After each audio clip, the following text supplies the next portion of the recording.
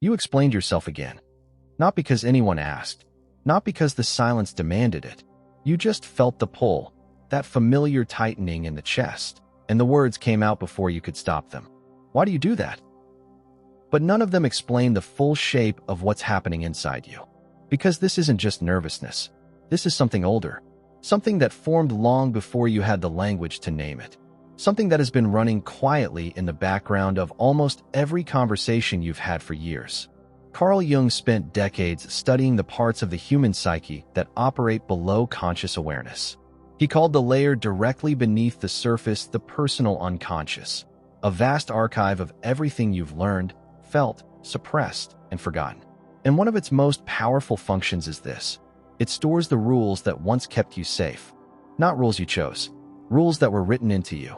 Rules assembled from thousands of small moments. A look, a tone of voice, a silence that lasted too long, a correction that came with shame attached to it. Your unconscious watched all of those moments. It took notes, and it drew a conclusion. You explained yourself because somewhere, a long time ago, not explaining yourself had consequences. So your nervous system filed that away as a solution. And now, decades later, your nervous system still runs that same equation. Even when the room is completely safe. Even when no one is judging you. Even when the other person has already forgotten what you said 30 seconds after you said it. Your body doesn't know that. Your body is still in the old room. This is what psychologists call a conditioned schema, a deeply grooved pattern of interpretation that filters every new situation through the lens of an old wound. The schema isn't trying to hurt you. It is, in its own outdated way, trying to protect you from something that no longer exists. James Hollis, one of the most important Jungian analysts writing today, puts it plainly. Most of what we call personality is actually history. The behaviors that feel most like you, the ones you defend as simply how you are often the most reliable map of what once frightened you.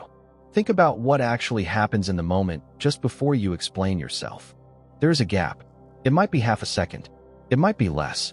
But in that gap, something moves. A subtle alarm. A low-grade sense that something is about to go wrong. That you are about to be misread. That they are forming the wrong impression. That if you don't act now, the story they're building about you will be one you cannot correct later. And so you speak.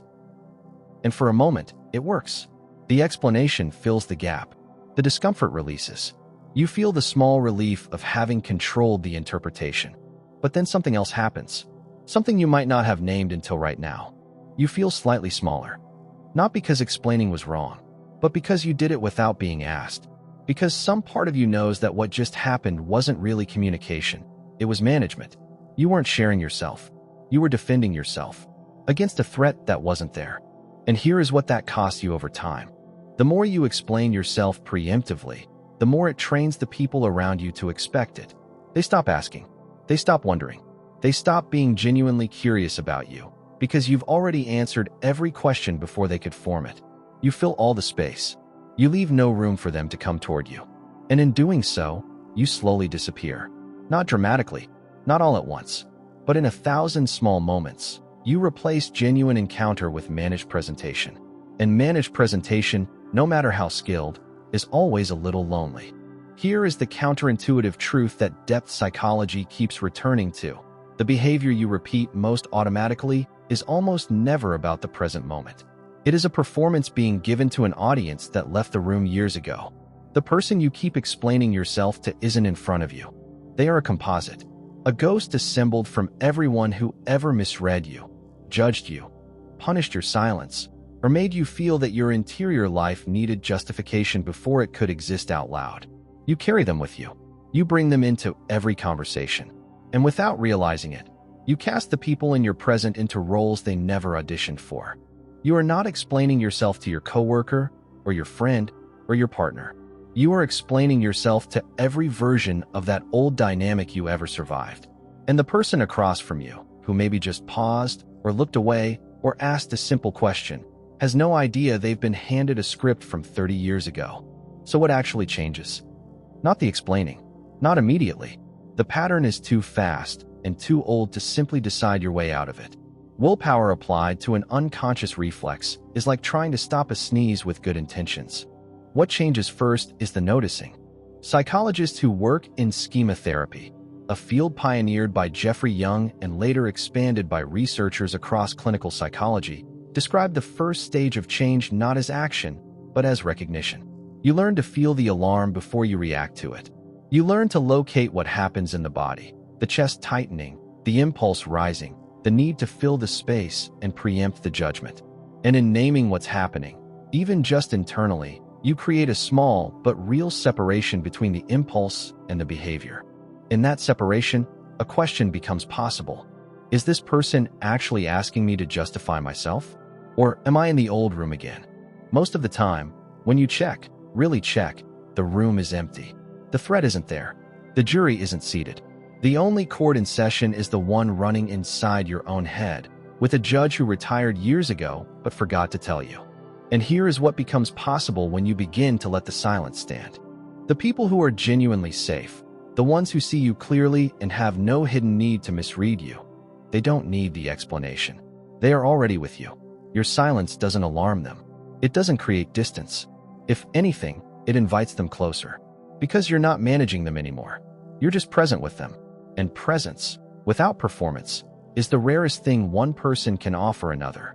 And the people who do seem to need the explanation, who will use your words as raw material for judgment regardless of how carefully you choose them.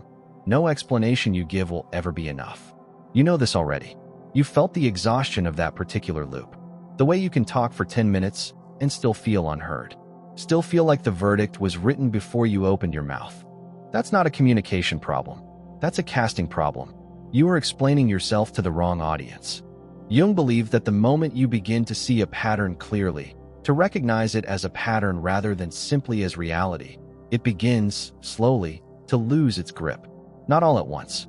Not without resistance. Not without the occasional backslide into the old room. But the act of seeing it does something. Awareness is not a cure. It is not a switch. But it is the beginning of real choice. And real choice is where freedom lives. You will explain yourself again. Probably soon. Maybe today. But maybe this time, in the half second before the words come out, you'll feel it. That old alarm. That chest tightening. That particular urgency. And maybe, just this once, you'll pause. Not to suppress it. Not to fight it. Just to ask one quiet question. Who am I actually talking to right now? Because the person in front of you didn't ask you to explain yourself. And the person you're really answering has been gone for a very long time.